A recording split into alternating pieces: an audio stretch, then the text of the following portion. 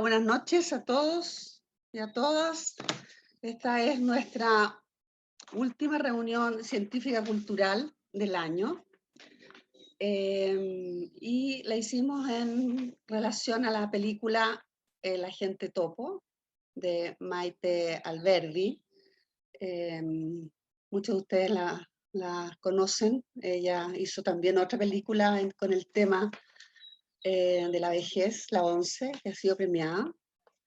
Esta película también ha sido nominada al premio Goya, al Oscar, y ha sido también premiada en el Festival de San Sebastián. La temática de la película, como ustedes habrán visto, es alrededor de la vejez, y hemos reunido a Claudia Balbontín, psicóloga PSAN, que nos hará una introducción del vértice psicoanalítico, también a Irene Ohm, una psiquiatra, APSAN, y nos contará su experiencia en el trabajo con adultos mayores en terapia y en instituciones.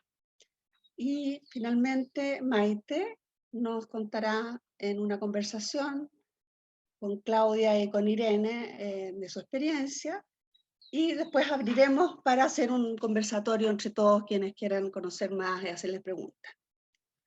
Le doy la palabra a Claudia. Bueno, buenos días a todos, buenas tardes. Bueno, quería hacer una pequeña introducción y un poco ligando la película de Maite y algunos contenidos que tienen que ver con el cine, con contenidos psicoanalíticos. Hubo una polémica en el diario El Mercurio, donde Felipe Laredo planteaba una discusión respecto de si tu película Maite era o no un documental, y por lo tanto si tenía derecho a concursar para ser nominada a los premios en esa categoría. Con ello aludía a un modo de referirse a lo que llamamos la verdad, un documental, distinto de una película que sería una ficción. Me pareció muy interesante porque también es un desafío para los que trabajamos en psicoanálisis, donde nos invita a reflexionar la relación que nosotros podríamos hacer entre lo que llamamos transferencia y la relación real, o lo que se llamaba la relación real con nuestros pacientes. Por eso creo que esa frase de Deleuze, que encabeza la invitación, nos ayuda en esta reflexión. Él resalta la capacidad del artista para proponer un espacio nuevo, un espacio creativo, un espacio que desafíe la categoría de verdad, incluso más allá del perspectivismo. Esto porque, aunque uno observe las cosas desde distintos lugares, como en el perspectivismo, igual se está refiriendo a una idea de verdad, si uno juntase, ¿no? Y lo interesante que propone Deleuze es la construcción de un espacio nuevo, que son los conceptos. A través de los conceptos, él dice que uno puede incluir todas las perspectivas, puede mirar las cosas desde todos los ángulos, pero que eso no es posible en el mundo orgánico, sino solo es posible como adentro nuestro. Y a eso lo llama entonces una capacidad psíquica, una realidad interna, una capacidad de ser pensada. Él lo llama las aproximaciones cristalinas. Creo que justamente eso es lo que propone en parte Maite cuando nos adentramos en la mirada de la gente topo, que tiene varias miradas. Está la mirada de Sergio, está la mirada de la Maite, que aparece ahí en alguna escena, ¿no? Y está la mirada de nosotros, el público. Son entonces como varias miradas, ¿no? Y entonces lo que nos propone es algo nuevo, que no es ficción y tampoco es documental. Entonces es este espacio novedoso, ¿no? Incluso diría yo que en las categorías mismas como que no cabe. No cabe tanto en documental, no cabe tanto, bueno, ahí nos vas a explicar tú más, Maite, en documental es ficción, y a mí me pareció eso una polémica maravillosa que podía ser usada para nosotros en el psicoanálisis. En la película aparece también a mí me llamó mucho la atención el relato de las cuidadoras, ¿no? Cuando se hacen que llaman a una de las señoras por teléfono diciendo que son la mamá y en realidad son las cuidadoras. Uno dice, ¿en qué sentido esto? O sea, hacen ese lugar, ¿no? En muchos sentidos ocupan ese lugar. Podríamos plantear entonces que también el concepto de transferencia o el vínculo transferencial podría abrir eso que Deleuze llama un espacio nuevo de las configuraciones cristalinas. Uno puede aceptar que hay un mundo orgánico, pero la realidad parece multidimensional y no solo en el espacio, él plantea que es multidimensional en el tiempo. Uno puede así traspasar categorías binarias que hemos ocupado muchas veces como el sueño o la vigilia. Lo vimos antes cuando vimos Sueños y Pandemia, ¿no? En el libro de Berard sobre los sueños en el Tercer Reich, cómo la realidad o el mundo orgánico impacta a la realidad psíquica y la realidad psíquica también se introduce. La transferencia podría pensarse entonces como un concepto multidimensional en el tiempo. Y para entender esto, me acuerdo de una amiga pintora, que no sé si está por aquí, pero ella me contó una vez lo interesante que tenían los cuadros de Yves Klein, con ese color azul, y lo que ella me contaba era que para lograr ese color azul había que poner muchísimas capas de pintura, una tras otra, como dimensiones distintas que atrapaban la luz. Esto entonces, hay otros autores que también han tratado esta temática de la multidimensionalidad y podríamos pensar en Bromberg de alguna manera y en otro lugar muy distinto, Judith Butler también nos habla de otra multidimensionalidad. Y eso me pareció muy interesante para pensar el concepto de transferencia. Otro elemento que me gustaría conversar con Irene y también con la Maite es la mirada del tiempo.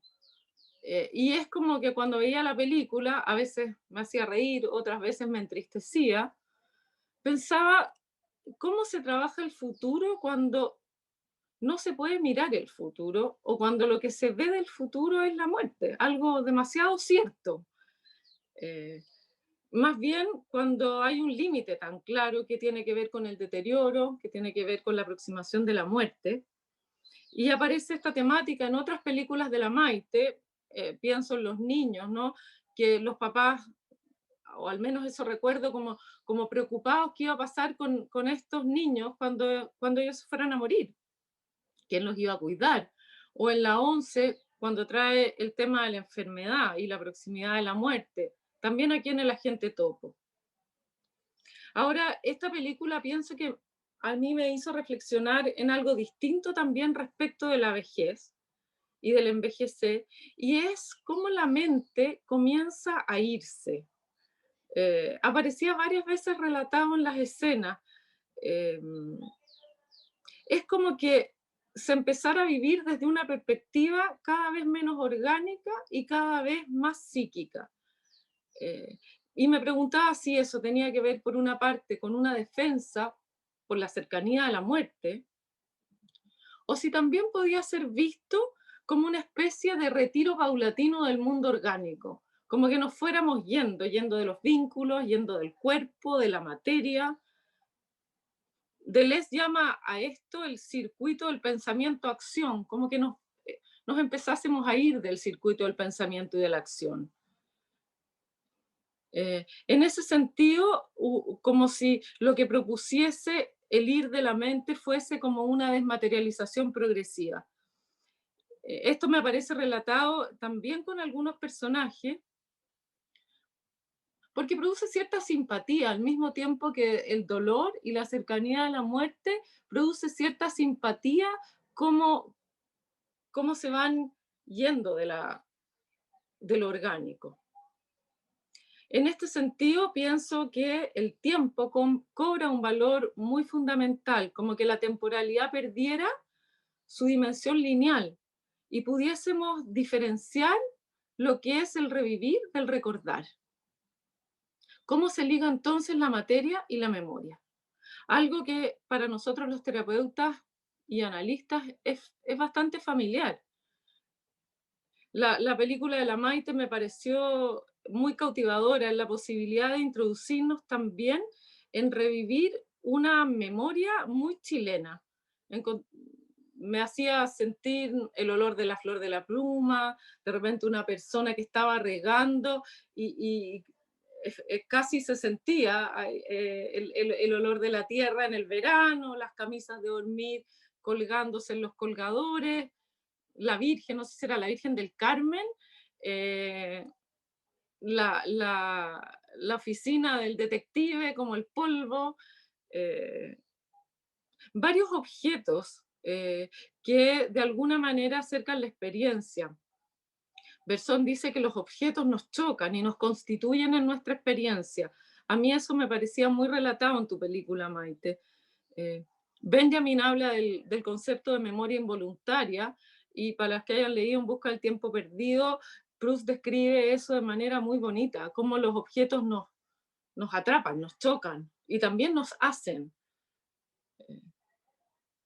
Pensé también si el cine norteamericano traía la acción y a veces el cine europeo, el drama, el primer plano y también esta distancia, como que me gustaría conversar y preguntarle a la Maite, ¿qué es eso del cine chileno donde tengo la impresión, a lo mejor es particular, de que el territorio y los objetos, la tierra, como que nos abrazaran, no fuera muy intenso? Eh, ¿Qué lugar entonces ocupa la tierra en esos objetos que abrazan? No podía dejar de mirar que había una lupa ahí, que los objetos eran mirados como con aumento. Entonces probablemente eso se me hizo más patente. Bueno, y para terminar y no alargarme, me acuerdo de un comentario de un colega, un compañero de formación, cuando hice referencia en los primeros tiempos de la pandemia o a lo mejor antes de ella, no sé si algunos estaban acá en una reunión, comparando el cine con el mundo analítico. Me dijo, ya, pues Claudia, si esto no es cine. Y yo pienso que ahora estamos trabajando por la tele, eh, directamente por la pantalla, y que la pantalla se nos ha hecho una realidad tan común.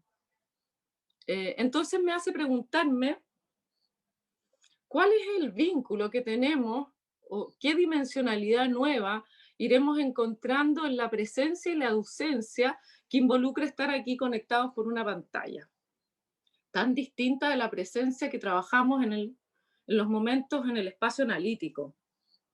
¿Y cuáles son los desafíos que eso nos plantea? Especialmente pienso, está mi mamá acá, así que pienso en las personas como mi mamá, algunas de sus amigas, eh, que de alguna manera con la tecnología que va a ir cada vez aumentando, como siendo distinta, ¿cómo vamos a estar presentes los unos con los otros? En ese sentido, la tecnología nos va dejando atrás y el arte se adelanta porque dejó, yo creo que en esta pandemia, a través de tu película, Maite, muy desnuda la vulnerabilidad, la soledad y el abandono al cual nos ha dejado en parte expuestos la pandemia, también la enfermedad.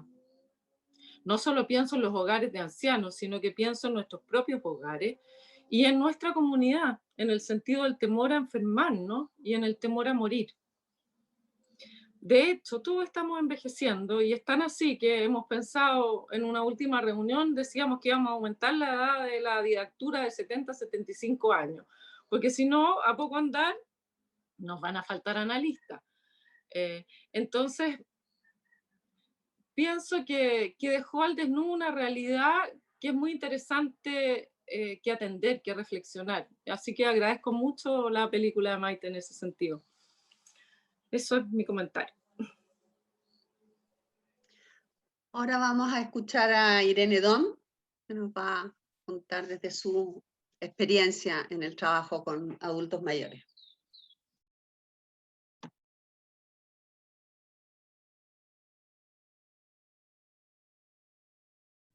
No se escucha, Irene.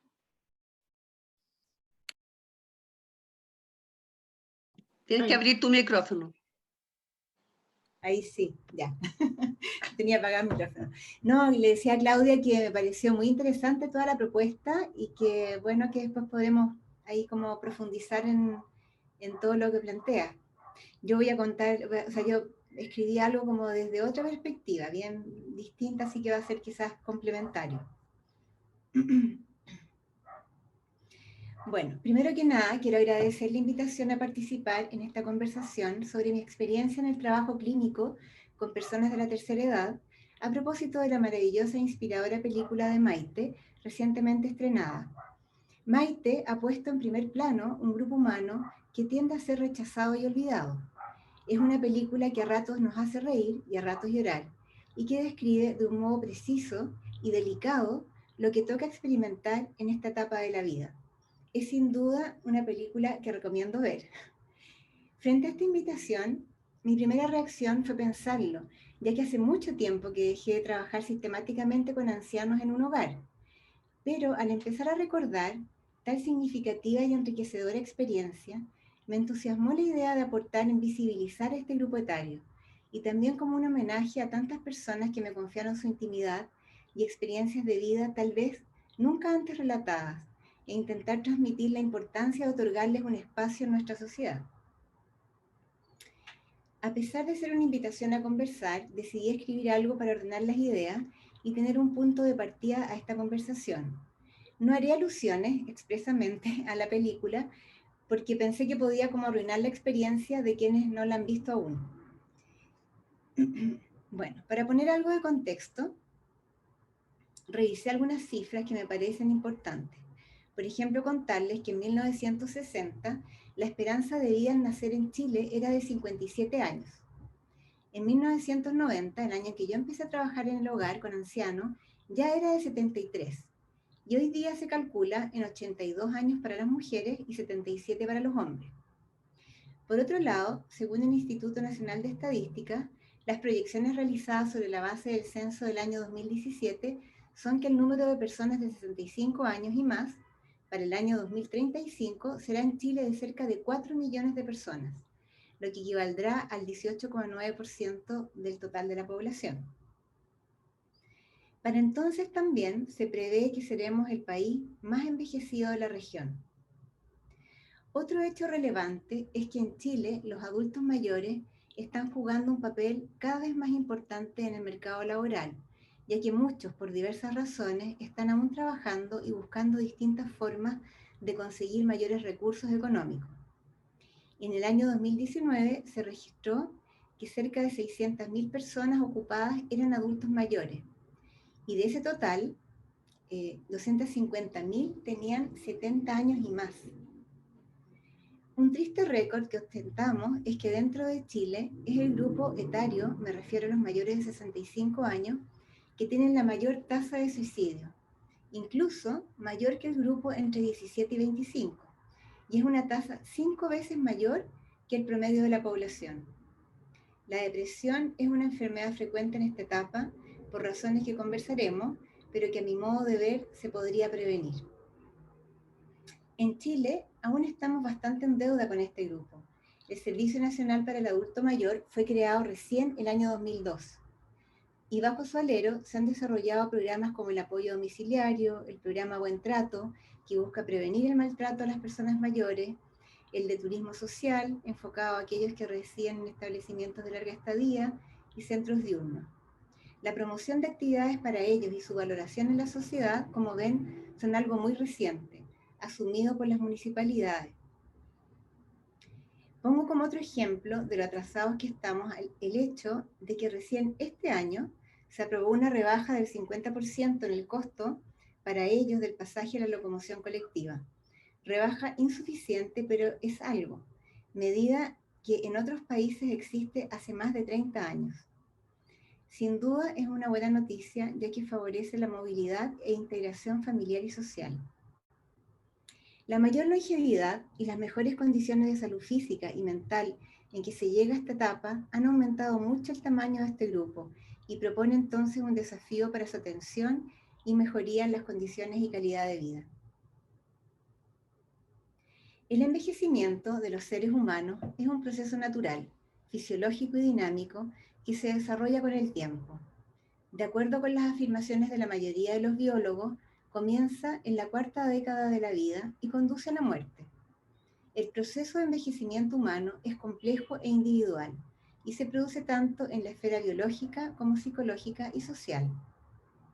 El envejecimiento biológico se caracteriza por cambios progresivos en el metabolismo y en las propiedades físico-químicas de las células que conducen a que se deteriore la autorregulación y la regeneración celular y a cambios estructurales y funcionales en los tejidos y órganos. Se trata de un proceso natural e irreversible que puede desarrollarse como un envejecimiento exitoso y saludable o patológico.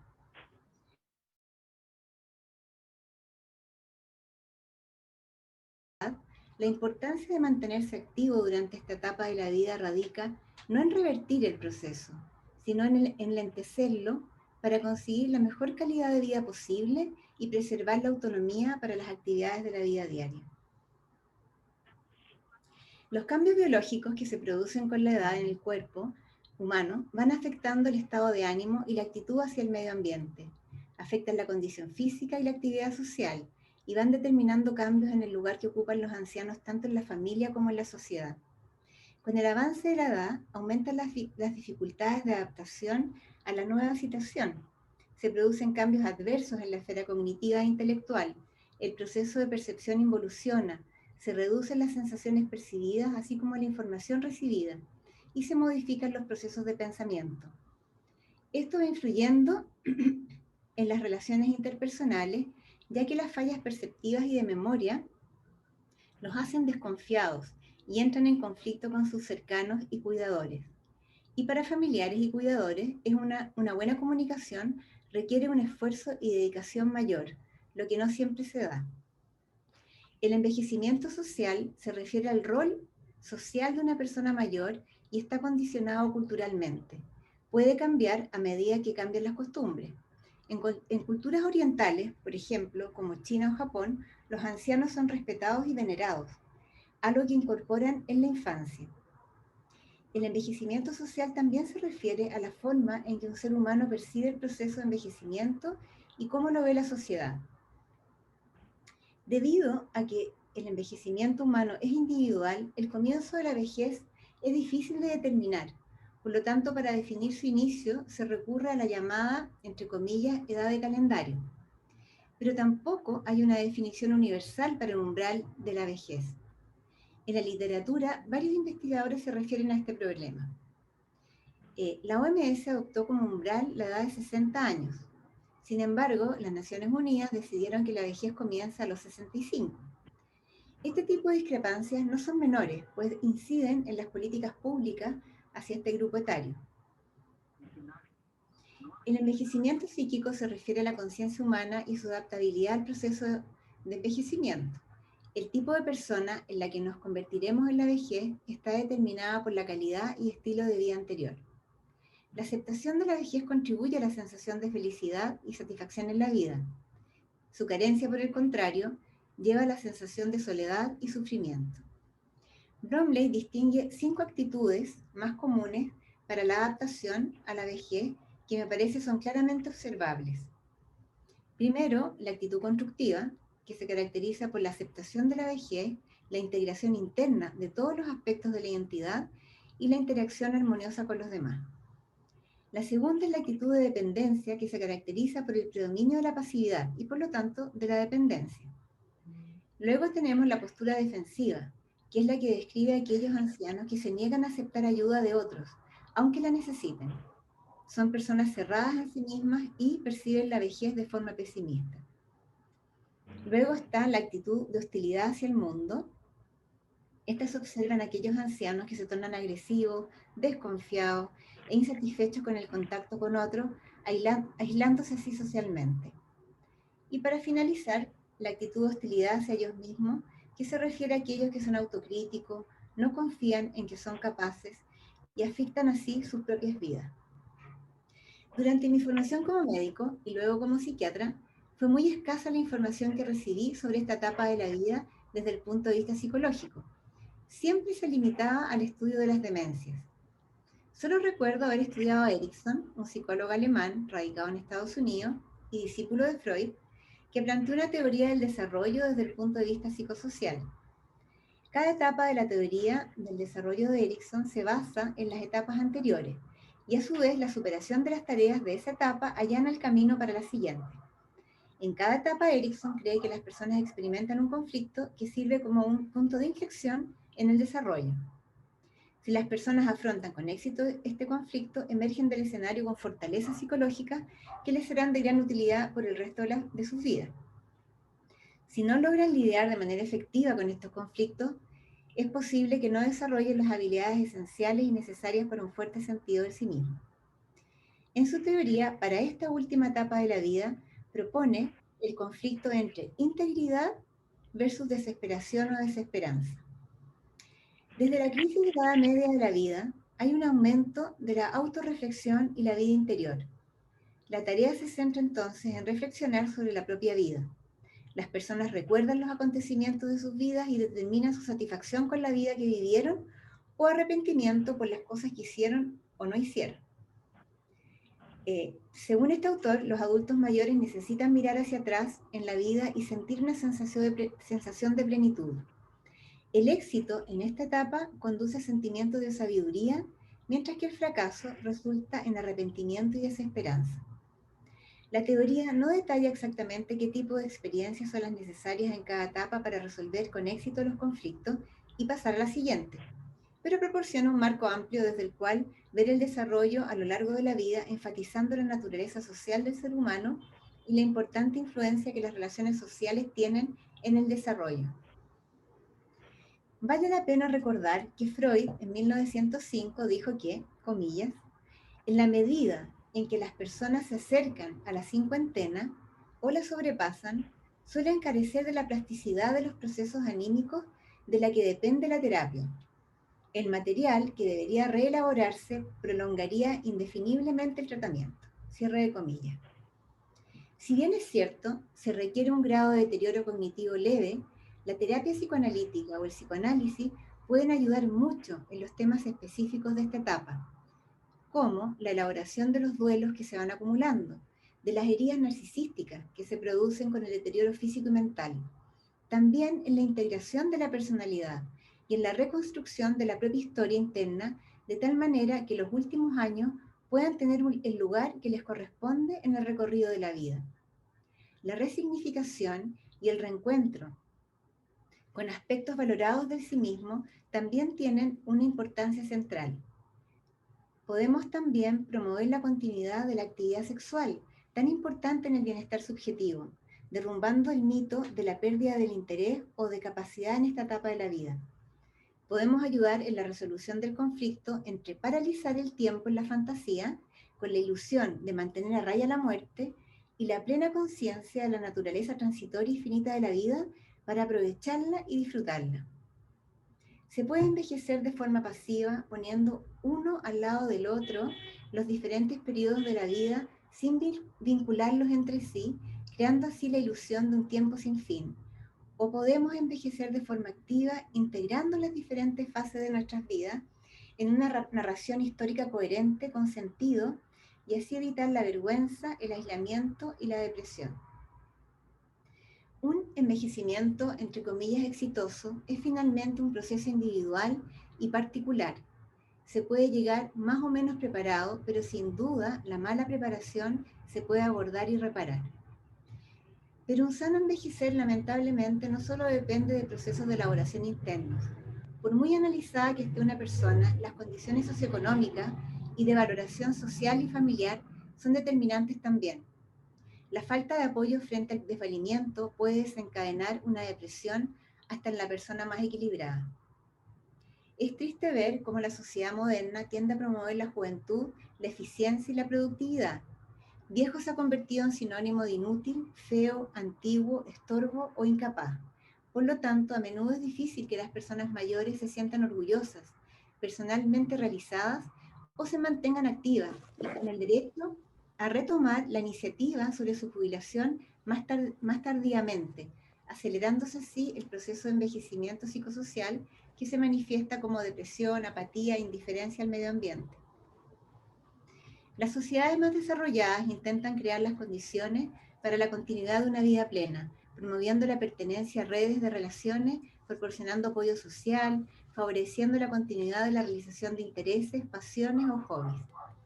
Pienso para finalizar que en lugar de invertir tanto esfuerzo y recursos en prolongar la juventud, podríamos dedicarlos a educación para un cambio de actitud en la sociedad frente a los ancianos y en mejorar la calidad de vida para esta etapa a la que todos inevitablemente llegaremos algún día.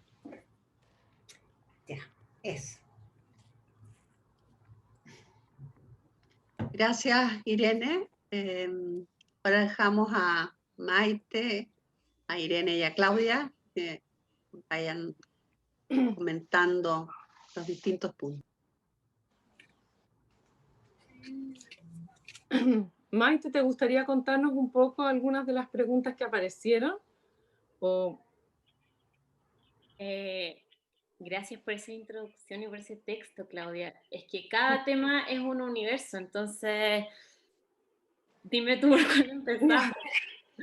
Bueno, cuéntanos entonces un poco cómo armaste la película. Por ejemplo, si tienes un diseño antes o dejas el material abierto cuando filmas y luego vas armando la película. Un poco pensando en esto de multidimensional, ¿no? Entre el documental y la ficción, ese espacio que tú armaste. Bueno, todas las películas son distintas y esta es especialmente diferente en la forma, porque yo siempre digo que el documental es como el jazz, como uno tiene una pauta y todo el mundo sabe la pauta que va a jugar y de ahí se improvisa con un punto de partida. Entonces, acá el punto de partida fue completamente distinto porque partió de un interés, o sea, no era una película sobre la tercera edad, era una película sobre un detective. Y yo quería hacer como un documental de cine negro, nada que ver, y investigué todas las agencias de detectives que habían en Santiago hasta que conocí a Rómulo, y que fue el único que rompió con su oficio y me dejaba trabajar con él y me dejó como mirar de adentro cómo funcionaba. Y trabajé haciendo seguimientos con él un tiempo, y en esos seguimientos con el detective, no sé, me tocó seguir infidelidades, como me mandaba a mí a hacer cosas a veces. Y, por ejemplo, la infidelidad que era súper simple, o sea, los casos más simples que tiene, él mismo tiene patrones en eso, que son bastante similares a las que yo tengo como documentalista, que yo siempre digo que es programar el azar, que es confiar en que la realidad es cíclica, y que si entiendo cómo se mueve esa realidad y entiendo el patrón, yo voy a saber cómo moverme de antemano y puedo programar a mi equipo para saber qué están esperando. Entonces, como Rómulo me decía, yo no trabajo, por ejemplo, los lunes, todo el mundo, o sea, el fin de semana nadie ve al amante porque está en la casa, entonces los lunes la ven y el martes me empieza a sonar en general el teléfono, y ahí tengo que estar atento. Como cosas que en realidad uno no piensa, pero él sabe que el martes tiene que estar atento al teléfono.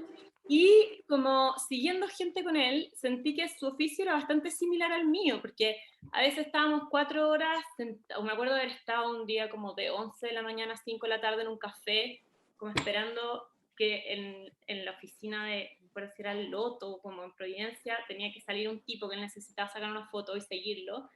Éramos horas de horas de horas hasta que aparece y saca la foto. Y eso es bastante similar a lo que yo hago, porque hay días que estoy esperando con la cámara eterna y aprieto rec cuando tengo la escena que necesito, o a veces ni grabo, como hay semanas que son de estar, de esperar, hasta que pasa la acción. Entonces pueden haber días que grabé 0 y otros que grabé 5 horas, es muy relativo, pero yo sé más o menos lo que estoy esperando. Siempre cuento en este programar el azar el ejemplo de cuando hice el salvavidas, que es la historia de un salvavidas que le tiene miedo al agua y dice que el mejor salvavidas es el que nunca se mete al mar, que uno ya dice, bueno, es bastante inverosímil, pero la realidad es inverosímil. Entonces yo decía, bueno, si tengo una película de un salvavidas, lo más importante es la escena del rescate.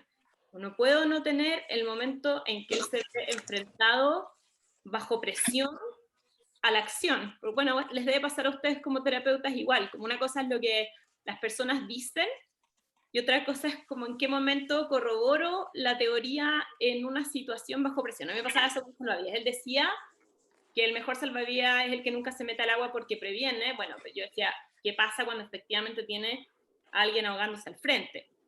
Pero ¿cómo grababa el rescate en una playa gigante donde habían 2.000 personas que si yo estaba grabando en el kiosco no llegaba al rescate?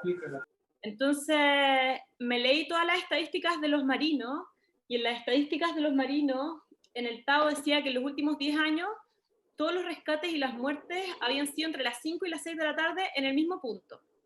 Entonces, si durante los últimos 10 años la gente siempre se había ahogado en la misma esquina, ¿por qué cuando yo estuviera grabando no iba a pasar? O iba a pasar en otro lugar. Como imposible. El tema era que yo tenía que esperar hasta que eso pasara. Entonces eso es lo que yo digo, programar el azar. Entonces estábamos todas las tardes, a las 5 de la tarde, en el mismo punto, hasta que el rescate y el ahogado fue a las 5:30 de la tarde, en el mismo punto de siempre. Bueno, uno se puede preguntar por qué los marinos, si tienen esta información, no previenen, pero bueno, ese es mi problema. Como que muchos, como en los conversatorios de salvavidas me decían, bueno, ¿y no pensaste como meterte a nadar? Y yo como, a salvar a alguien, como, no es mi pega, o sea, ahí está la información y nadie la usa. Entonces, esa es mi pauta, en el fondo, es como una pauta de predecir, te puedes equivocar, pero en el fondo es como saber qué estás esperando. Y en el rodaje del Topo era parecido, o sea, yo sabía un poco lo que estaba esperando, porque como había trabajado con Rómulo, entendía qué podía pedir, o qué estaba esperando del caso, cuáles eran sus expectativas, y como cuál era la pauta a seguir. Lo que pasa es que Sergio se escapaba totalmente de cualquier instrucción y de cualquier pauta, entonces ahí es donde ya entra otra etapa y la película se va para otro lado. Y al final terminamos eligiendo el hogar de ancianos porque era el único caso de Rómulo que yo podía filmar sin matarle el caso, porque, no sé, tenía papás que mandaban a seguir a sus hijos y ponían infiltrados, que me encantaba ese caso también, casos de plagio, de aseguradoras, pero yo tenía que montar una película falsa donde yo pudiese entrar por mi cuenta y sin arruinarle la misión. Y el caso de las residencias era el que yo claramente podía inventarle al hogar que quería hacer una película de la tercera edad y me iban a creer, y iba a poder entrar, iba a poder empezar a grabar antes. Y de ahí cuando Sergio entrara yo ya estaba ahí y nadie iba a sospechar de esta mentira. Entonces, así partimos, como partí desde un lugar nada que ver hasta que terminé en el lugar de siempre, como que he filmado, quizás siempre voy a, aunque me invente una película de cualquier otra cosa, voy a terminar grabando personas mayores, no sé, pero sí, realidad, quizás volviendo a la realidad o ficción, a mí me gusta, el otro día me dijeron, bueno, los documentales son 100% reales y 100% ficción.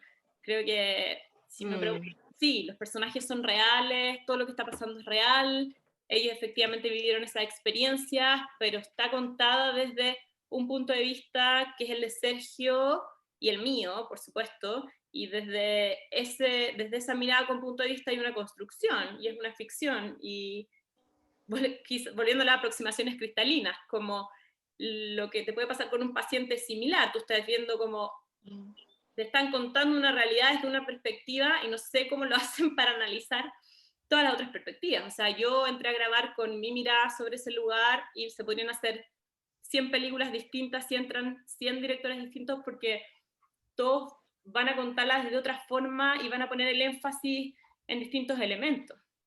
Bueno, es bonito eso que dices, Maite, porque hay un modo de ponerlo conceptualmente que es que se pone en escena. Y efectivamente hay patrones y algo se pone en escena, ¿no? Entonces es bonito en ese sentido lo que tú dices, porque también a veces hay muchos ratos en que nos pasamos ahí conversando o pensando, y hasta que algo se pone en escena, ¿no? Y permite ser revisado desde otro lugar o de otra manera. Revisado desde otro lugar, desde otra manera, claro, pones en escena y construyes una ficción que se vuelve realidad. Entonces, a mí me pasa lo mismo. Es como uno, claro, en terapia puede mirar las cosas de una perspectiva que no está mirando, y esa perspectiva se vuelve una realidad. El documental es lo mismo, como mi realidad y mi visión termina existiendo, que no es la que tienen no sé, a la dueña del hogar le encanta la película, pero ella no mira ese lugar como lo miro yo, como, o sus énfasis están en otras cosas, yo creo. Ujú. Sí. Y de lo que observaste, ¿qué es lo que más te llamó la atención? ¿Qué cosas te hicieron reír? Mira, el otro día el sonista de la película me decía como qué raro ver la película porque me la lloré entera y yo solo me acuerdo de haberme reído todo el día, como era un lugar en que lo pasábamos bien grabando y a mí me pasa que cuando termino de grabar es como salir del colegio, como que viviste tanto tiempo con esa gente y quieres seguir viviendo, pero hay una dinámica que nunca vas a volver a tener porque no vas a estar todo el día ahí, como que vas a poder visitarlos y reírte los mismos chistes de antes, pero no hacer lo mismo y lo pasamos bien, o sea, yo con la Marta me reía todo el día, o sea, la escena de los robos, por ejemplo, es un ejemplo de programar el azar, como después de una semana yo ya me da cuenta que la que robaba era la Marta, o sea, no, uno no le tiene que decir que investigue quién roba, o sea, le tiene que decir porque Sergio no sabe, pero yo ya sé, yo ya la veo y yo ya sé cómo filmarla. Entonces, ese seguimiento, sé perfecto a qué hora es, como sé perfecto cuando le sacan las cosas del cajón, como que hay unas rutinas en los lugares, las propias casas que uno conoce y sabe cómo funcionan. Entonces, y es todo, o sea, todo lo de la Marta a mí me da mucha risa como, todo el día. Sí. Oye, Maite, ¿y de dónde surge tu sensibilidad con los ancianos? Porque yo también vi la 11 y siento que, o sea, pienso que tiene una sensibilidad bien particular con ellos. Mira, no sé si es como una sensibilidad utilitarista, un poco también, porque creo que para mi modo de filmar es una edad en que es súper como práctico para mí, que no hago entrevistas y que solo filmo la acción. Es una etapa donde es fácil filmar procesos en acción, ¿no? Lo haría con niños, pero me cuesta mucho tener autorizaciones de padres, es muy difícil filmar niños. Una señora de la 11 siempre me decía que entre una vieja de 80 y una 81 es como una guagua de 1 y 2 años, se notan mucho los cambios. Entonces, como yo necesito filmar procesos y acciones y cambios, como en las personas mayores puedo construir esa narrativa. Como un poco lo que decía Claudia al principio del cine gringo y el foco en la acción y en la narrativa, quizás mis documentales son un poco más masivos porque sí tengo interés en lo objetual, pero también en construir esa narrativa. Y las personas mayores me permiten filmar procesos de cambios y al mismo tiempo una diversidad. Tú misma diste tantas opciones de experiencia distintas y tantos posibles casos que no hay una sola película posible y en el Agente Topo también lo ves, o sea, ves una edad ultra activa de personas comprándose el diario para trabajar, o sea, Sergio efectivamente se compraba todos los domingos el diario buscando trabajo, versus otras que están con demencia, una que se quiere casar, como ya sigue soñando con algo que no va a pasar, la que el cuerpo no la acompaña, la que la abandonaron, o sea, mil personajes distintos, entonces me interesa porque también no puedes hacer como un solo statement o un discurso unívoco de lo que es ser mayor y tendemos a hacerlo con ciertos grupos, como los discapacitados, las personas mayores. Cortemos la etiqueta sociológica, yo creo, con ciertos grupos y ahí está mi área de interés, como mirar sí, sin prejuicio o sin la etiqueta que uno le colocaría. Oye, Maite, ¿con cuál de los personajes te sentiste como identificada? ¿Cuál pensaría que iba a ser tú de vieja o de mayor, ¿no? Claudia, yo voy a ser una señora en un hogar de ancianos que me van a mandar como estudiantes de cine a que me filmen y yo voy a tener que autorizar porque yo filmé demasiado viejo, entonces como me veo todo el rato en esa situación. Como que hablándole de mis películas y ellos filmándome a mí como en ese look, yo creo. O sea, me veo totalmente la Marta, pero en vez de la mamá es como yo hacía películas, hice películas y ellos grababan. Y mi hijo autorizando que me graben. Ese es mi futuro. No sé con cuál me veo, porque creo que como de todas me veo un poco, como o sea, como, creo que todos nos provoca como una angustia ponernos en esa situación de la residencia. El otro día unos geriatras me dijeron que no podía hablar de así, como que estoy cuidando, decir residencia. Entonces, ponerme en la situación de la residencia quizás me genera la angustia de la Rubira, y para mí la escena en que Sergio le dice como llore, por favor, y llore, para mí filmando fue un punto también de inflexión y decir, la película es esto, no es el detective, no es la misión, no es la clienta, que yo la filmé un montón, o sea, la clienta era un súper personaje, yo filmé cuando grabó a la oficina, cuando llegó a la oficina, cuando hablaba con Rómulo, es como, ok, no es importante porque la película está en otro lugar, y está en ese lugar de como, ok, démonos el tiempo de escucharnos y de votar.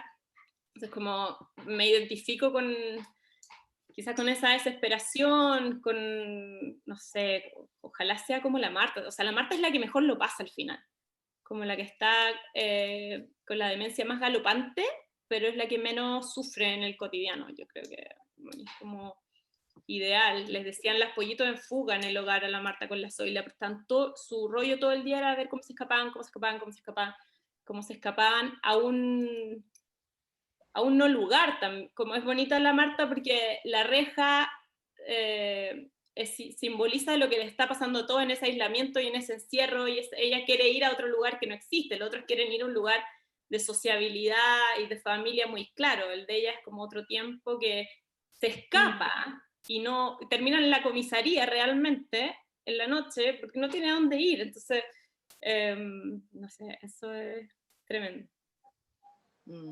¿Y qué hay pensado después? Porque como que tu película en ese sentido y el arte, pienso, se adelanta, ¿no? Como que hace una especie de paso adelante respecto de lo que ha ocurrido en la pandemia, de cómo ha desnudado esto que dices, ¿no? Como un tema muy hondo en la película que tiene que ver con el abandono, con la soledad, con el envejecer, con la muerte. Y por otro lado, hemos estado todo este año en este proceso que tiene mucho que ver con eso. ¿Qué te pasó con eso? Porque yo lo encuentro, hay una mosca, como muy bonito eso que te fue ocurriendo, digamos. Sí, qué raro y qué suerte también, como que a veces a las películas les pasan esas cosas, como también le pasó a La Mujer Fantástica en su momento, como que se juntan los astros y las temáticas coinciden con lo que está pasando. En mi caso podría no haber sido, porque es un tema que vengo trabajando, y cuando terminé la película no era una película contingente para nada, y cuando la estrené en enero, nuestro discurso era como la frase de marketing que usaban los publicistas gringos era como llama a tu mamá o llama a tu papá después de ver la película. Como en pandemia todo el mundo se empezó a llamar, como si hay algo que uno hizo fue recuperar lazos y llamar por teléfono. Entonces me preguntaban mucho los periodistas en pandemia como qué pasó, como cómo cambió la vida de este lugar en pandemia, y la directora del hogar me decía, no cambió nada, o sea, nada, más allá que tengo que tener protocolos COVID, pero las puertas de este hogar estaban cerradas hace tiempo. Hay gente que empezó a llamar, que no llamaba hace 1000 años, y me decía, yo tuve que instalar un Zoom en la oficina, porque empezaba a aparecer personas ante la prohibición, entonces la prohibición hizo visible el tema para los de afuera, pero en ese lugar los funerales se hacían muchas veces sin familiares y nadie iba a visitar, entonces hablamos como de la pandemia de la soledad con la película, como totalmente arraigada ahí mucho tiempo. Entonces, claro, pone el tema en agenda y se empiezan a discutir. En España el tema de las residencias está todo el día en los diarios. Entonces, cuando estrenamos la película en España era el tema, y estaban ahí, está flor de piel, y creo que es mucho más dolorosa en ciertos países la lectura de la película ahora que cuando la estrenamos, y los mismos distribuidores españoles tuvieron que, por ejemplo, cambiar el tráiler, que tenían un tráiler ultra centrado en el humor, y post pandemia le tuvieron que dar una vuelta porque sentían que no podían vender la película desde ahí, porque tenían que advertir un poco a lo que se iba a enfrentar la gente. Ha ido cambiando la lectura. Yo no sé si la habría editado igual, como entendiendo el contexto en que se iba a estrenar también.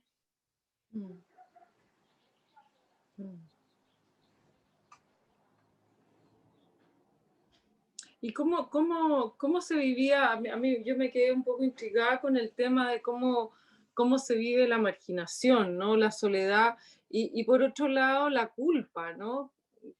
Que aparece harto también en tu película, como el tema de esto, ¿no? De las personas que no son visitadas, de cómo se va quedando atrás las personas de la tercera edad, y como que el mundo va avanzando a una velocidad y los cambios van andando a una velocidad en que ellos van quedando atrás. ¿Qué fue lo que viste tú? ¿Cómo lo entiendes? O sea, es una película que parte desde la culpa, o sea, la idea de la película parte desde la culpa porque para mí era el sinsentido de investigar, o sea, porque alguien contrata a un detective para investigar algo que pueden resolver ellos mismos. Y a mí me encantaba Rómulo en las primeras reuniones con las clientas, que yo era como, yo iba anotando nomás, él hablaba, y muchas veces les decía como, ¿usted por qué no va a terapia? O sea, ¿está seguro que se quiere gastar la plata en esto? En vez de ir a terapia, o sea, ¿qué va a hacer con la información que yo le entregue? O sea, estos papás que mandaban a investigar a sus hijos, como, había mucha culpa en eso, en los mismos clientes de las residencias de ancianos, como, sí, me siento culpable porque no estoy yendo, no estoy haciendo lo que tengo que hacer, entonces hago esto otro. Como, creo que está teñida la película desde la culpa, y de alguna manera, como que creo que la pandemia y la película se ubica en un momento de transición de una cultura que estaba acostumbrada a tener a las personas mayores viviendo en las casas y que nos criamos así, o sea, yo me crié con mi abuela en la casa, a que las residencias de ancianos sean instituciones como transversales y que todavía las vemos como una muerte simbólica, o sea, es lo peor que te puede pasar, que te digan, ahora anda a vivir en una residencia. Entonces, yo creo que los familiares sienten mucha culpa porque todavía no se produce como el vínculo entre esta nueva era de la residencia y la época en que las personas mayores vivían en las casas. Entonces, como te estoy sacando a mi familia, cuando en realidad debería ser súper normal que se van a vivir en un lugar donde necesitan ayuda, donde se pueden tener independencia. Yo creo que también asociamos totalmente las residencias a la dependencia. Entonces, ¿cómo establecer vínculos sociales, culturales y familiares con las residencias sin descansar totalmente la responsabilidad de cuidado en los hogares? Como creo que es totalmente responsabilidad compartida. ¿Qué viste tú, Irene? No, yo estaba pensando en la escena y que Sergio, con todo el sentido común del mundo, le dice, mire, aquí no hay nada que investigar, dígale a la hija que la venga a ver. Así como que le sale el alma decir, ¿sabe qué más? Que venga a verla a su mamá. ¿Cómo me manda a investigar a mí? Yo no encontré, esas son las casualidades maravillosas, yo creo, de las que tú describes, ¿no? Porque eso es casual, me imagino que no está en un guión. No, no está en un guión, está bastante como en lo que yo también voy conversando con él. O sea, yo no lo hago escribir su reporte, sino que, pero sí voy, mira, ¿qué te pasa? Cuéntame si yo lo veo así, como en conversaciones de pasillo y de almuerzo, que iba conversando con él. No podía hablar tanto con él también porque era uno más y yo tenía que hablar igual con él a como hablaba con los otros. Pero sí, como fue derivando a eso. ¿Y qué le pasó a Sergio en esa experiencia? ¿Qué dirías tú? Ponen palabras en la boca de los pacientes y los mandan a decir cosas que yo hago lo mismo con Sergio, como lo llevo a eso de otra forma. No es tan fácil. ¿Ah? No es tan fácil si otra, si yo no, pero yo hago trabajo. Hay un trabajo.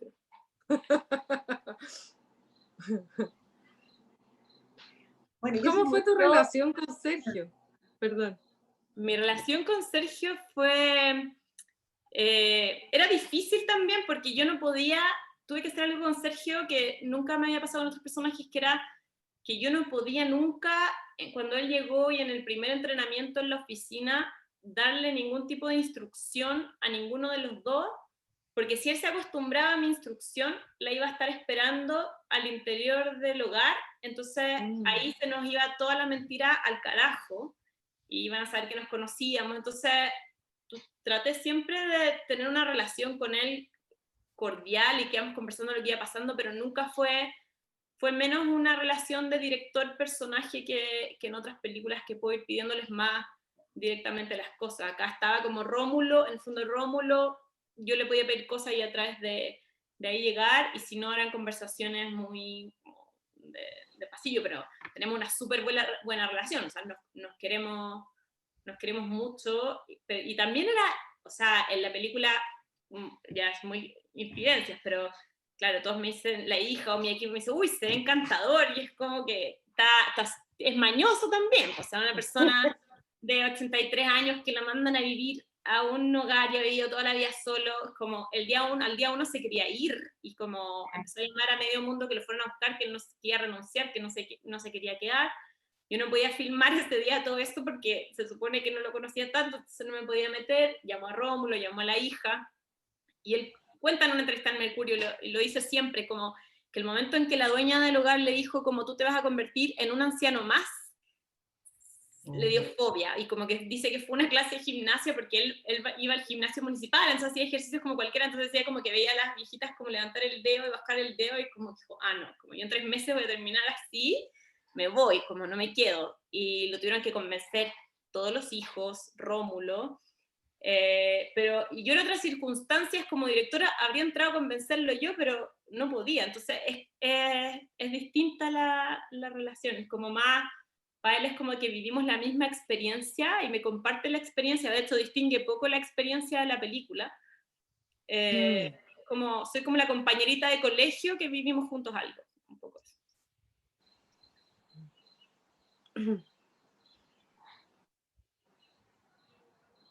¿Les parece que abramos las preguntas? ¿O hay algo más que queráis comentar, Maite o Irene? No, yo iba a comentar esto de verse en el otro, que es fuerte, o sea, también pasa dentro como de la experiencia como contratransferencial, que siempre es como un poco angustiante el trabajo, porque de alguna manera, lo dijo la Mike también, es como estar con alguien que representa tu futuro.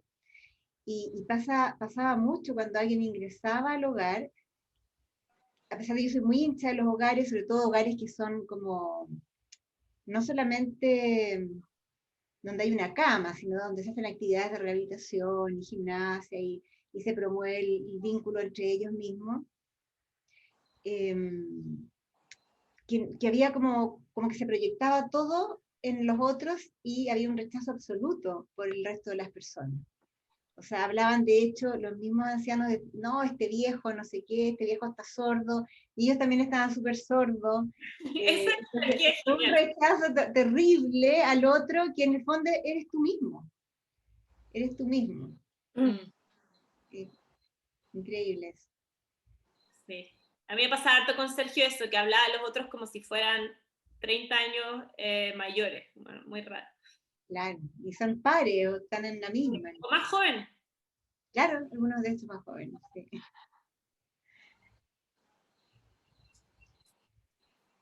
León Cohen tenía una... Decía las abuelitas, yo decía, no, pues la cara raja, como, ay, la abuelita no sé qué.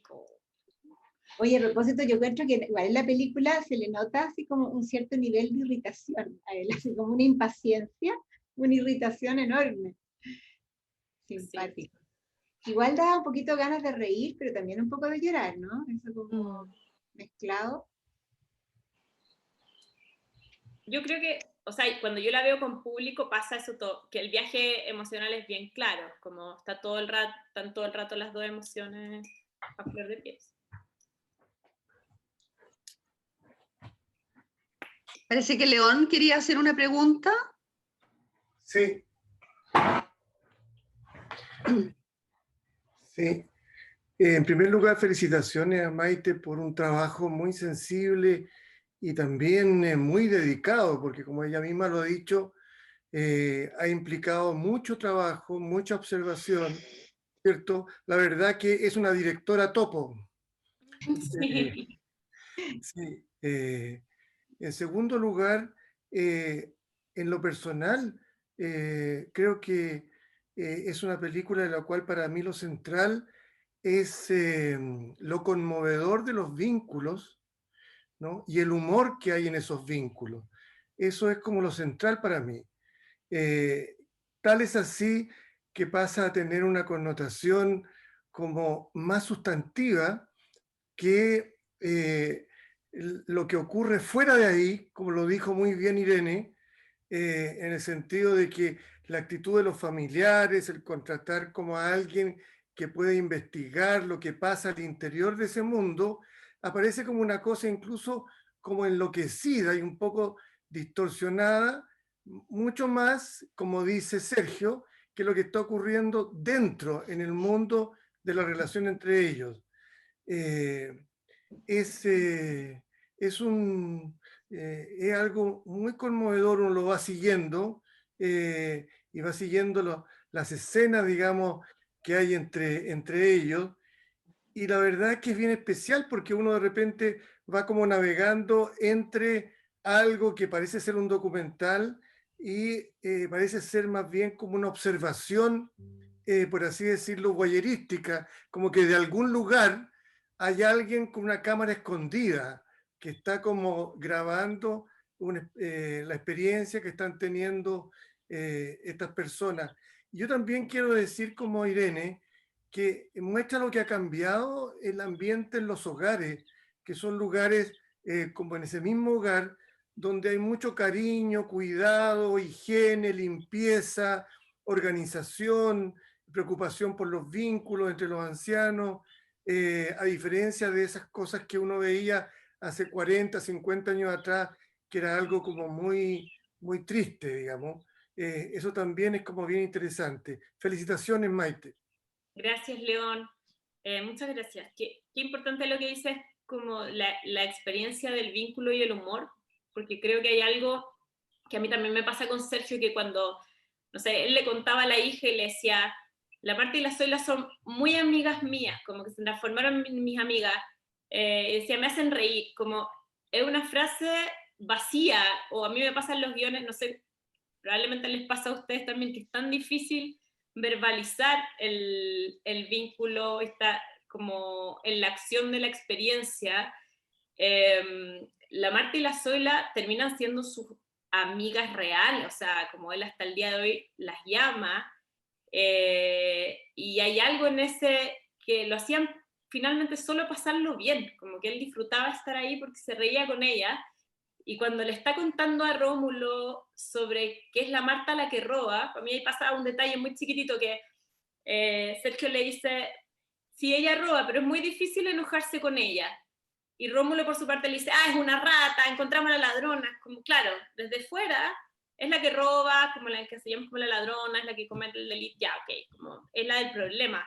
Pero para Sergio es como la antítesis de ser alguien que genera un problema, pero es muy difícil de verbalizar esa experiencia y ese vínculo. Sí, no es cuantificable la experiencia del humor, no es contable. Sí, es raro.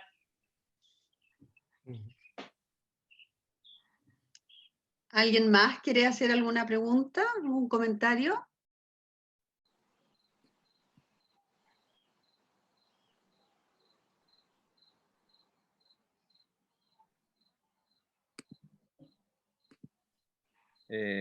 Yo, Andrés, que estoy de Vicente,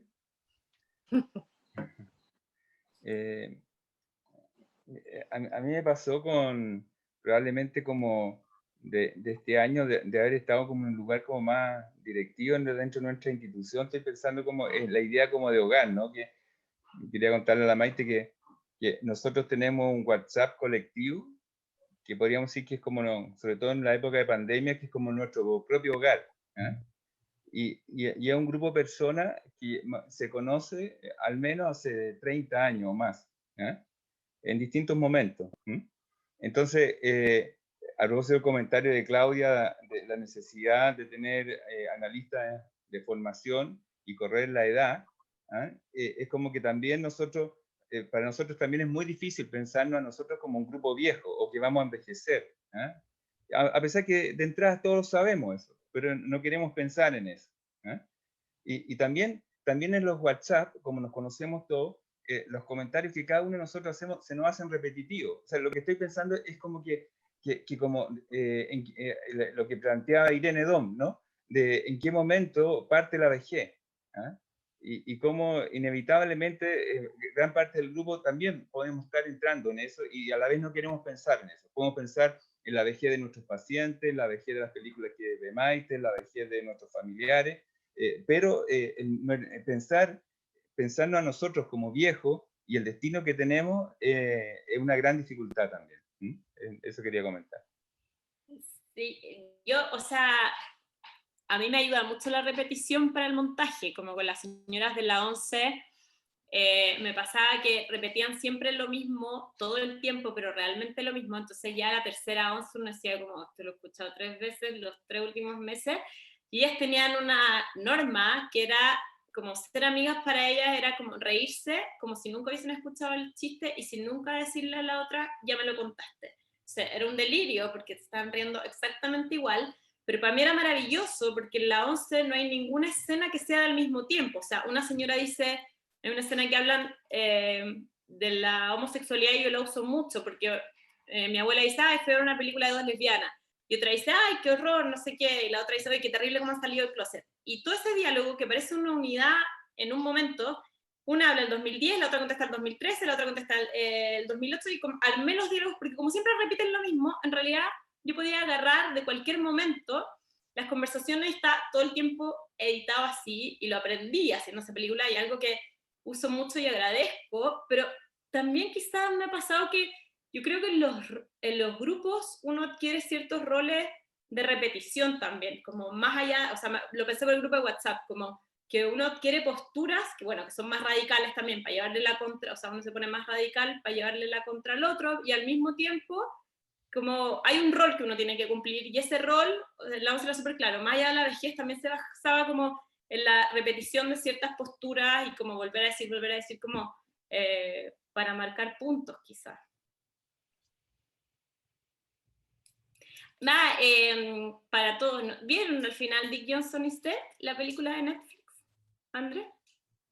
¿Cuál? Descansa en paz Dick Johnson. Sí, es que es una buenísimo. terapeuta que Sí, tiene Alzheimer y le tiene que decir a los pacientes que tiene Alzheimer, yo la amé. Es buenísima. Yo Es que el también padre es la un encontré. psicoanalista, ¿no? Sí. Tal vez cuenta un poco de qué... ¿De qué se trata? Porque yo creo que sería una película para comentar y ver.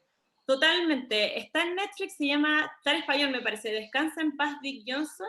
Es de un Sí, así se psicoanalista que tiene Alzheimer y empieza a desarmar la consulta, deja una grabadora como para avisarle a los pacientes que ya no les puede seguir atendiendo, y la hija, que es documentalista, lo empieza a filmar y empieza a ensayar con él todas las posibles muertes que él se imagina, como de cómo va a morir. Pero es muy gracioso en estas formas de cómo van actuando todas las posibles muertes. Ahí hay momentos para mí magistrales, como actúa su propio funeral, e invita, no le estoy, es una escena, invita a todos los amigos al funeral y les hace el funeral, y él está mirando como escondido, y cuando está mirando escondido, un amigo se emociona en el discurso, como que está diciendo, y como que él piensa que el amigo no sabe que es una actuación, entonces como, por favor avísale que estoy vivo, por favor avísale que estoy vivo. Empieza a esperar en esta puesta en escena, como la película es una constante puesta en escena de posibilidades de muerte, y muy profunda y graciosa, es linda. Sí, es una película, yo la encontré maravillosa. Y efectivamente hay unas escenas con los nietos que yo encuentro que son realmente enternecedoras, porque como que muestra un poco esto de que la mente se empieza a ir y que ya es tanto una vida como intrapsíquica en el presente que da más o menos lo mismo, ¿no? Y hay una ternura en el juego que es como un abuelo jugando en múltiples momentos en su vida, y eso lo encontré maravilloso. Sí. Claro, hay algo con la torta que se me borró, pero ¿qué era? Como que hacen una torta. Porque le hacen una torta que es la torta que a él le gusta, a los nietos, ¿no? Que es una torta como no sé, no me acuerdo. Pero parece que se la muestran, dicen como es sorpresa, dicen, no importa si se va a olvidar, como da lo mismo que la vean. Eso, porque... Pero los niños muy chicos, como súper conscientes de que la abuela se va a olvidar, entonces como da lo mismo que la vean. Da lo mismo, la hacemos de nuevo, pues hacemos de nuevo como que venimos, porque total se le va a olvidar, porque se le olvidaba todos los 2 minutos, exacto. Eso pero era. son enanos y muy conscientes de eso, sí. Sí, muy bonita. Yo pensaba que, bueno, más que ese irse que tú dices como una defensa, en realidad es una fortuna que vaya ocurriendo, porque no es una defensa en el sentido, digamos, psicológico, psicoanalítico, porque no hay ahí una defensa de nada, pero sin duda yo creo que ayuda, porque una de las cosas que yo aprendí y que a mí me dejó el trabajo con ancianos es que yo creo que me ha ayudado harto a elaborar la propia finitud de mi vida, en el sentido de ver que ese distanciamiento, la pérdida de ciertos vínculos, igual va generando que al final de la vida no te importa tanto morirte. Es como que, y no lo digo en el sentido como de alguien que está deprimido y que quiere morir, sino porque de verdad se produce como un desapego. Y ya no es algo trágico, sino que hay una sensación de misión cumplida, de que efectivamente no hay más que hacer y hay bastante paz. Y uno se imagina, claro, cuando uno es más joven, que va a ser terrible ese momento. Y quizás no es tan terrible, bueno, si mueres, digamos, en esas condiciones, ¿cierto? Con ese nivel de desconexión también. Tal vez yo lo decía como un desafío a esta manera que tenemos de entender la temporalidad como una temporalidad lineal, ¿no? Sino que como un modo de un proceso de desmaterialización, de salirse del cuerpo, de ir dejando los vínculos, pero que tampoco es un proceso lineal. Y eso a mí me pareció, o que puede no ser entendido solamente como un proceso lineal, ¿no? Sino que como un proceso desde múltiples lugares en el tiempo. Y eso en la película, este documental, encuentro que la Maite lo pone de manera muy interesante, y en este documental que tú traías, Maite, también, ¿no? Como que hay un desafío a pensar el tiempo como linealmente, como nos enseñó la Revolución Industrial, por así decirlo, ¿no?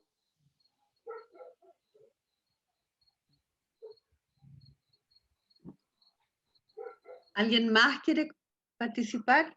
No, ¿Sí? una cosita respecto como el tema del paso del tiempo y la vejez, y la importancia que tiene como los cambios cualitativos en el mundo que uno vive. Es decir, no sé si se han dado cuenta ustedes, pero la mayor parte de la gente que nos rodea es más joven que nosotros. Y de repente ese hecho cuantitativo se transforma en una cosa cualitativa que tiene como una significación en relación con lo que es la experiencia transversal de la muerte, que en realidad es una cosa que nos acompaña a lo largo de buena parte de la vida. Por ejemplo, y en esto la Maite probablemente, claro, ella es muy jovencita, pero te diré una cosa. Hace poco vimos con la Edi la última película de Sofía Loren, y a mí se me cayó la piel, en realidad, porque ella es una fantasía de mujer desde mi juventud, y era una anciana hermosa, sin cirugía plástica. Ahí, ¿viste la película, la última de la Sofía Loren? No la he visto, la que dirige su hijo. Claro, exactamente, la que Yo no la dirige. he visto. Sí, está ahí ella, y está por supuesto hermosa y gran y actuando en forma maravillosa como siempre, y yo no podía creer el tiempo que había pasado, así como me impactó fuertemente la muerte de Sean Connery, que me acompañó durante muchos años en muchas aventuras, Entonces, sobre todo para aquellos que hemos vivido cerca del cine, también hay un eje que nos va acompañando y nos va sugiriendo lo que es el morir, más que la muerte, el morir, ¿cierto? Lo cual no deja de ser como una buena instrucción, ¿cierto? Hay una pregunta para Maite de Talia Yudín. Dice, Maite, ¿qué observaste en los afectos? Me da la impresión que esa necesidad no se pierde. Creo que ese es el gran aprendizaje de la película. Y como decía Irene, las tasas más altas, yo siempre me cuelgo ese dato, de las tasas más altas de suicidio, que tiene que ver precisamente por la soledad y los afectos, como hay una necesidad de afectos que no se pierde, pero sí se pierden los vínculos. Entonces, quizás tienes más necesidad de estar en compañía, pero menos compañía. Entonces eso se vuelve un abismo. O tus vínculos habituales desaparecen, porque obviamente ya no están tus amigos, tu familia está lejos, entonces y ya no tienes la misma disposición a los nuevos vínculos. Como Sergio los tiene, pero las otras no son amigas de las que están ahí. Como cada una vive su mundo y no arman grupos realmente. O sea, no es como una mini sociedad, es como cada uno está muy en su mundo en ese lugar. Lo que pasó con Sergio es que el nuevo empieza a hacer los vínculos, pero porque es nuevo. Los que llevan años ahí no se relacionan mayormente entre ellos.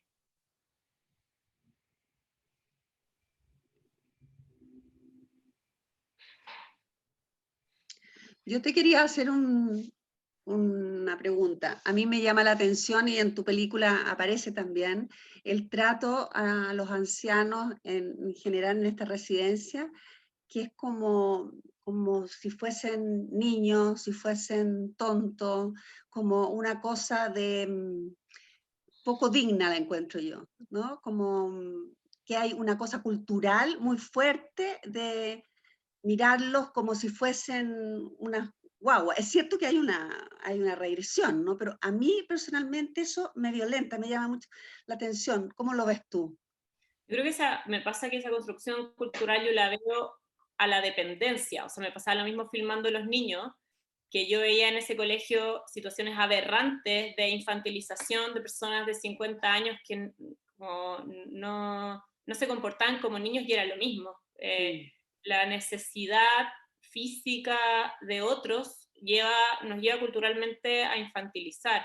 Me acuerdo el día que llegué a hacer la investigación de los niños a ese colegio, estaban celebrando el Día del Padre, y están los niños de 5 años con síndrome de Down disfrazados con sus papás ahí, y los de 45, que ya no tenían papá, de hecho no había nadie sentado en esas mesas, disfrazados de payasitos también, bailando lo mismo que el de 5, no, o sea, esto no puede estar bien. Y es porque están ahí en la institución, dependiendo de los que trabajan en la institución, entonces hay una jerarquía que lleva a la infantilización. Pero creo que sea no solo en los mayores. Quería decir algo que me encantó de lo que ocurre en tu película, Maite, que es la magia de lo que ocurre con Sergio, que tal vez también está en la edición en tu película, pero también que hay algo ahí que ocurrió espontáneamente, que tú describías también, que es este nuevo que aglomera o que empieza a generar relaciones y vínculos entre otras personas, empieza a sentarse con varias, más que la mayoría mujeres, ¿no? Y pensaba cómo los hogares tienden a segmentarse y estamos reproduciendo un poco lo que estamos tratando en Chile a duras penas todavía de quebrar en el modelo educacional de la hipersegmentación y llevándose a la integración en los hogares. Entonces, hay hogares para autovalentes, hogares para los no tan autovalentes, hogares para los con demencia. Y resulta que es tan sano y tan terapéutico y tan exquisito lo que ocurre cuando Sergio le dice a esta señora, llore, porque él puede, porque él está en una condición en la que él puede sostenerla y acompañarla en ese llanto. O cuando él tiene esta ocurrencia preciosa, no sé si fue mágico de él o fue algo sugerido. Fue totalmente de él. Y eso no ocurre si tú tienes a solo los autovalentes, cada uno viviendo su mundo y haciendo gimnasia hiperactiva, a los que no están tan autovalentes, levantando los brazos, y a los que no pueden hacer nada, separados. Y siento que estamos haciendo lo mismo con los hogares que con los colegios, como cuando los niños con algún problema tenían que estar en colegios aparte.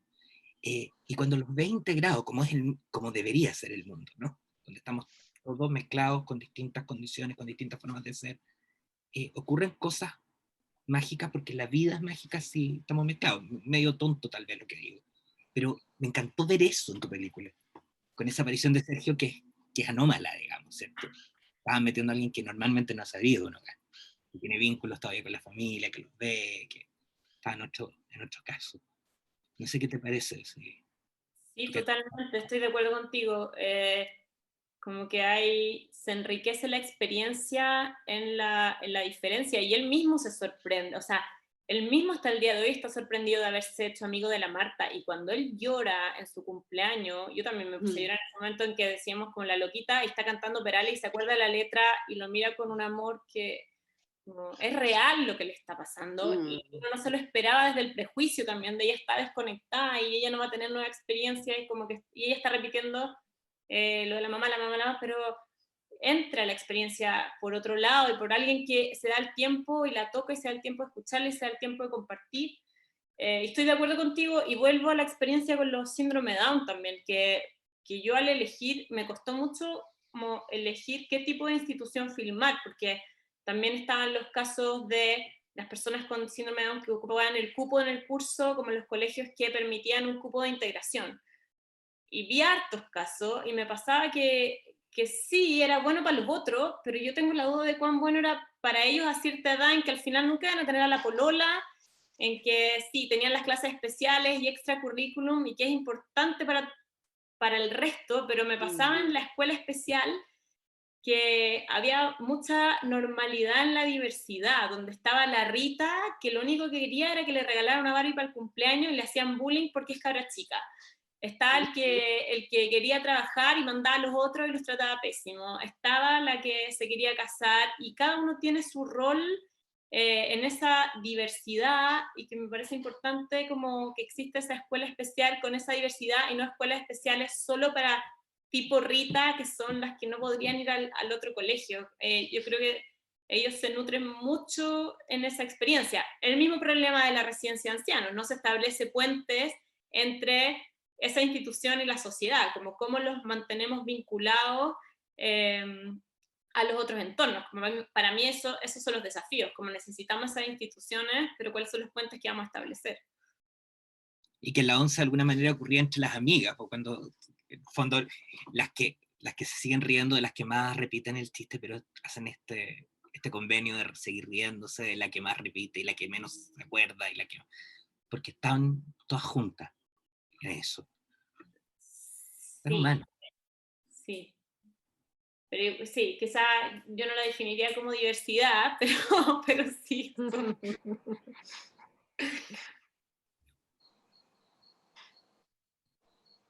¿Algún otro comentario? Sí, hay otra cosa que también me pasó viendo la película, que me despertó como un recuerdo más personal.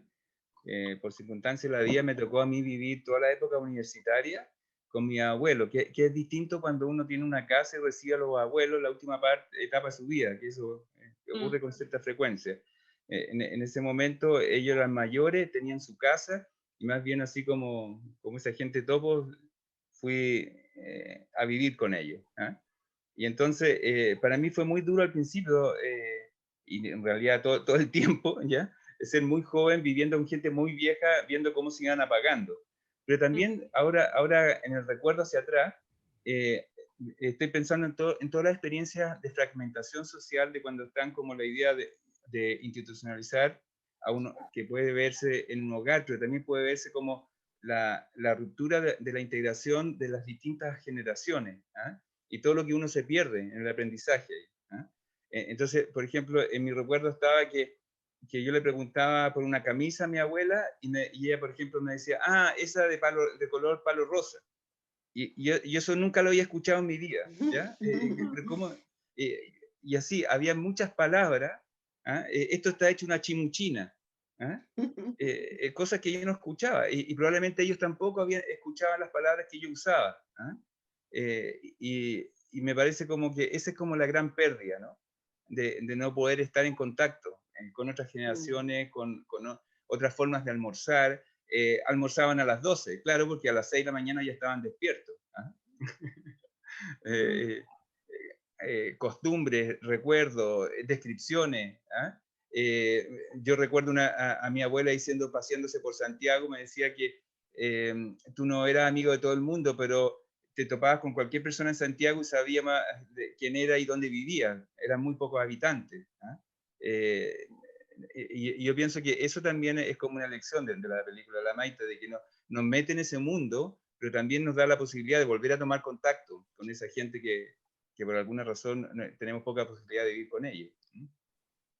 en situaciones más íntimas. No es que no los veamos en otros momentos, pero es distinto estar con ellos conviviendo.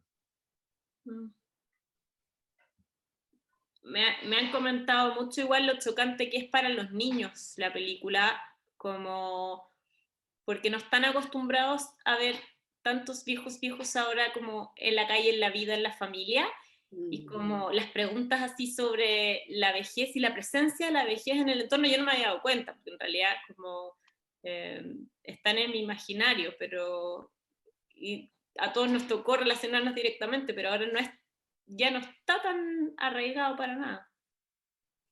Si ustedes lo piensan, eso es una situación bien como cultural y bien propia como de las sociedades, no sé, pues productivas, capitalistas, no sé cómo decirlo, porque otras sociedades o incluso las culturas orientales tienen súper integrados a los ancianos con un rol, además con un rol social importante, ¿cierto? De sabios, de transmitir experiencia, pero nosotros vivimos insertos en una cultura donde eso no pasa.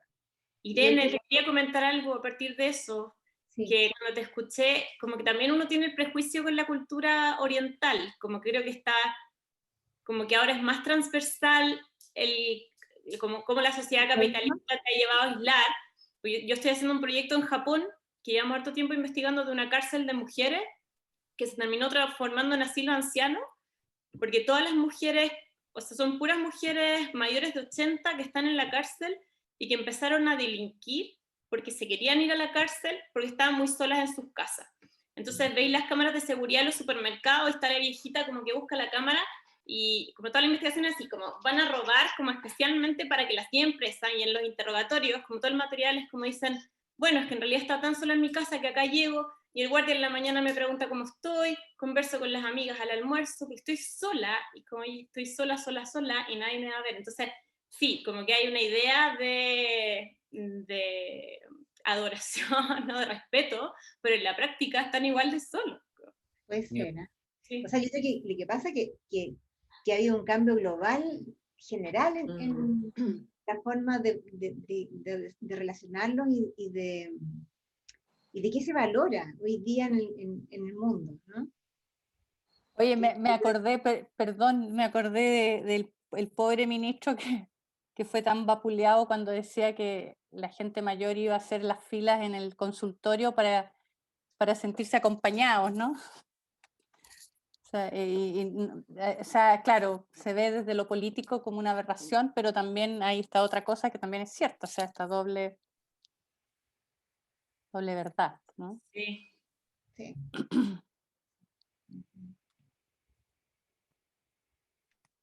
Y lo otro que quería decir también, perdón, que también como experiencia personal, mi papá era argentino, entonces yo la primera vez que fui a Buenos Aires tenía 15 años y me impresionó la cantidad de viejos que veía en la calle, y que no solo en la calle, sino que viendo cine, ópera, entrando al Teatro San Martín, una vida cultural enorme, esta cuestión de ver películas y después comentarlas, que me fascinó, eso que de una experiencia que nunca me olvidé, y que ahora, ¿no es cierto?, ya yo más adulta, tengo grupos de estudio también de psicoanálisis con gente de Argentina, de Abdeva, y hace poco murió Janine Puyet, de 93 años.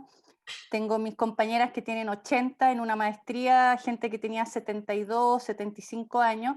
Entonces, una cultura tan al lado, ¿no? Aquí estamos por la cordillera, como la diferencia, y es tan distinto, ¿no? Ahora hay más pobreza. Yo creo que un tema político y del tema de las lucas es muy importante también en cómo se atiendan los viejos, ¿no? Entonces allá había algo que venía de antes, que era como muy distinto a lo que puede estar siendo ahora, a lo mejor, no sé, pero me impresionó esa diferencia de Chile y ellos, como la cosa ya más de el viejo activo intelectualmente, y además respetado, ¿no? No aquí como que se mira así, incluso al teórico viejo como ahí, ¿no? Allá se respeta, no sé, como algo muy, muy diferente. Bueno, quizás por eso hablan de personas grandes y no de abuelitos. Sí, pues. Gente grande. Gente grande, como ya en el lenguaje te marcas esa diferencia. Sí. Mi papá siempre me decía, los viejos son los trapos.